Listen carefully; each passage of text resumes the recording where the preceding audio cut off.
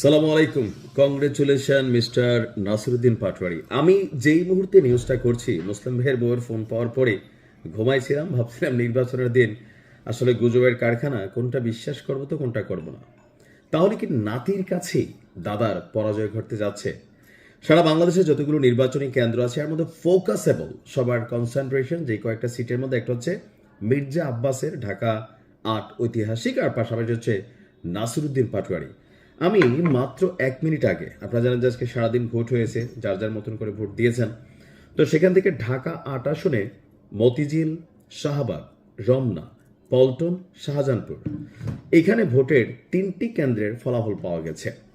তো ৩টি কেন্দ্র দিয়ে তো আর রেজাল্ট হবে না, বাট ৩টি কেন্দ্রে আমি যদি একটু আপনাদেরকে দেখাই, রেজাল্ট কিন্তু কন্টিনিউ আপডেট হবে। ধানের শীষের মনোনীত দাদা ওরফে মির্জা আব্বাস তিনি ভোট পেয়েছেন আপনার ১২৪২টি।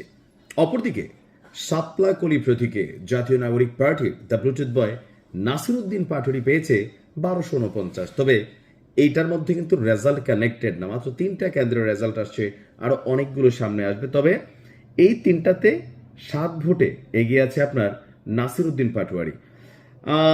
আমরা যদি দেখি যে আপনার অন্য কেন্দ্রগুলোর ফলাফল আসার সাথে সাথে সামগ্রিক চিত্র আরো স্পষ্ট হবে। তবে মির্জা আব্বাসের অনুসারী যারা আছেন ঢাকা ৮-এ, তারা মনে করছে যে ২-৩টা কেন্দ্রের ফলাফল দিয়ে আসলে পুরো চিত্রকে সামনে আনা যাবে না।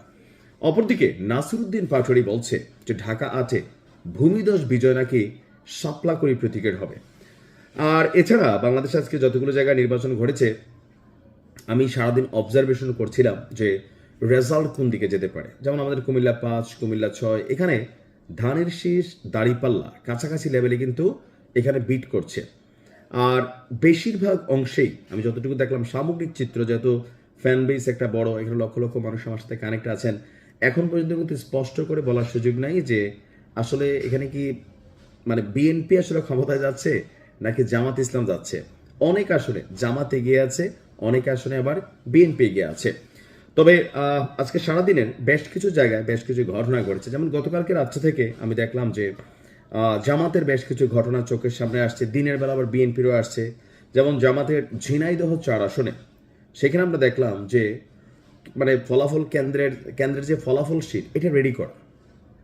এতদিন যাবৎ জামাতের যে পজিটিভিটিটা ছিল, এরকম ছোট ছোট ২-১টা ঘটনায় তারপরে জামাতের একজন ঊর্ধ্বতন নেতা তিনি আটক হলেন এয়ারপোর্টে প্রায় অর্ধ কোটি টাকা সহ, আরেকজন আটক হলেন।